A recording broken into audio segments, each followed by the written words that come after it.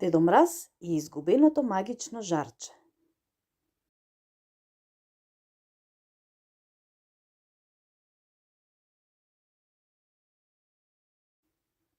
Еднаш, 2 недели пред Божиќ, во дворецот на Дедо Мраз се појави лошиот грип и разболе многу од џуџињата кои правеа играчки. Болните џуџиња кашлаа, киваа и беа исцрпени. Денот го поминуваа лежејќи во кревет и пиејќи топли чаеви со надож дека побрзо ќе оздрават. Но грипот беше многу заразен и освен џуџињата ги зафати сите ирваси, освен Рудолф, кој Дедо Мраз го испрати на пат. Рудолф пристигна и ги донесе сите потребни кутии за божичните подароци, но Дедо Мраз беше многу загрижен дали ќе има доволно играчки за сите тие украсни кутии. Стравуваше зашто многу од вредните џуџиња беа болни, а доволно време за да успее да се направат сите играчки до Божик имаше се помалку и помалку. Сите здрави џуџиња работеа постојано, макотрпно, ден и ноќ, за играчките да бидат готови, но тоа не беше доволно. Даниел и Марко беа џуџињата задолжени за поправки на санката на Дедо Мраз и секоја година ја правеа се побрза и се подобра. Но оваа година, бидејќи ирвасите беа болни, Марко и Даниел мораа да најдат начин како санката да лета со истата магична брзина, исто како што би летала доколку ја влечат сите ирваси. Имаше само едно решение. Мораше да се употреби едно мало волшебство, еден дамнешен подарок што Дедо Мраз го беше добил од својот прадедо Мраз. Тоа беа 3 магични жарчиња.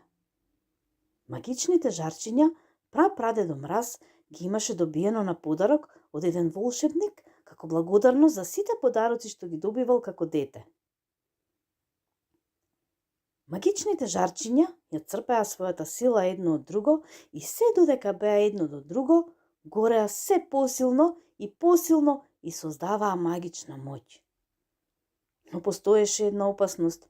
Ако некој од жарчињата се оддели од останатите подолго од еден ден, сите жарчиња ќе ја загубат својата магичност, ќе изгаснат и ќе станат најобични каменчиња.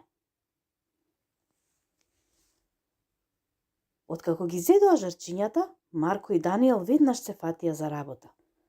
Најпрвен направија мотор што ќе работи со помош на магичната сила од жарчињата, а потоа во санката одделија место каде жарчињата безбедно ќе горат и на моторот и на санката ќе им дадат магичен погон за на најубавата ноќ санката да може да лета со полна брзина низ целиот свет.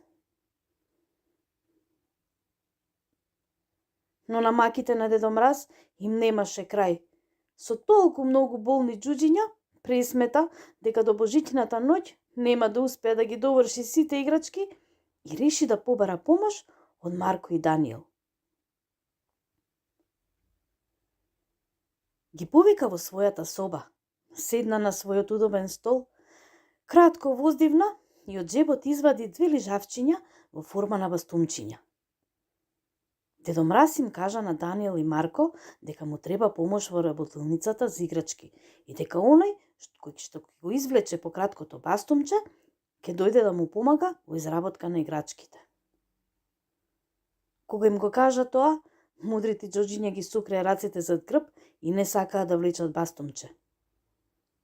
Дедо Мраз сепак се насмевна на ова и му објасни дека без готови играчки ниту тој, ниту санката ќе полетаат, што значеше дека многу деца ќе останат со скршени срца и неисполнети желби. Даниел не остана рамнодушен. Појде кон бастумчињата во рацете на Дедо Мраз и го седе бастумчето што се наоѓаше во десната рака. Бастумчето беше цело, што значеше дека Марко ќе оди да му помага на Дедо Мраз. Марко малку се налути и не сакаше да ја напушти работата околу санката, но сепак реши да помогне колку што може и умее.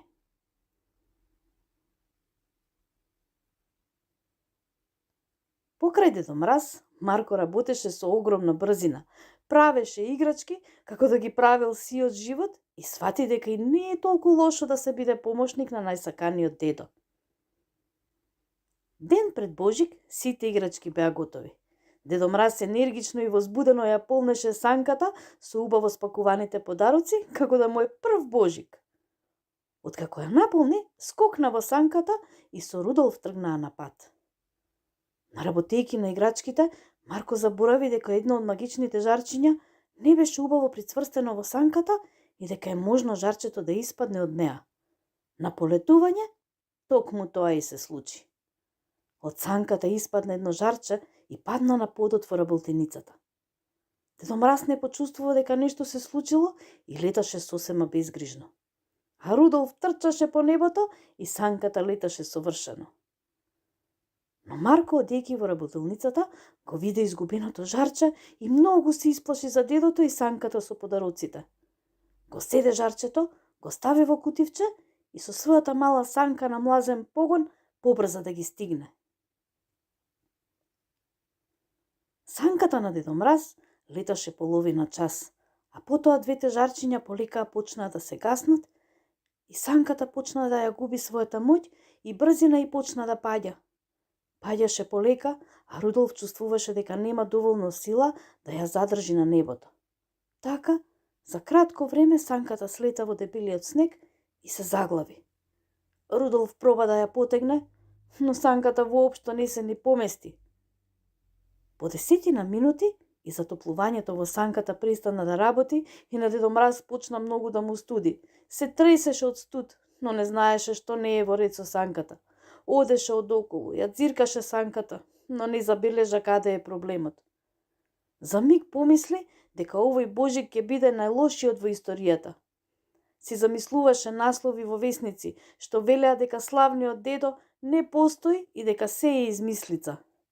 Се натажи уште повеќе кога се сети дека децата веќе нема да му веруваат и дека наредната година нема да му пишуваат ниту писма со желби за подароци. Но сите мисли ги прекина силниот звук на небото, од каде што забрзо се појави Марко со својата санка. Слета и отиде до Дедо Мраз. Во кутијата го носеше третото, изгубеното жарче, пошто го намести и убаво го прицврсти. Сега трите жарчиња повторно беа заедно и пак си даваа сила едно на друго. За 10 минути сите жарчиња повторно се разгореа и санката почна да се затоплува. Дедо Мраз го гушна Марко и реши да прекрши едно божикно правило што го изненади храброто џуџе. Дедо Мраз му соопшти дека за неговата храброст ќе го награди малиот херој со тоа што ќе го земе со себе, за да му покаже магична авантура, да му биде добро друштво и да му помогне навреме да ги однесат играчките во домовите на сите деца во светот кои со душа го чекаа најдарежливиот дедо, оставајќи му млеко и ковачиња. Така и беше. Кога санката се наполни со сила, Дедо Мраз и Марко скокнаа во нејзе и полетаа во биколка на светот, носејќи подароци на сите деца на земјата.